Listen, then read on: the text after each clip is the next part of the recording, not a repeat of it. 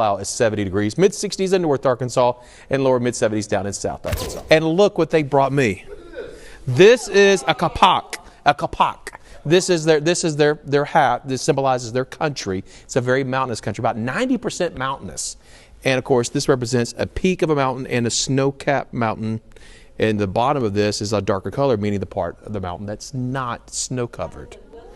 So this is a kalpak. So they gifted this to me, and they said, you know, it's felt. It's really, really soft, and they give this to somebody to they show respect. Nice.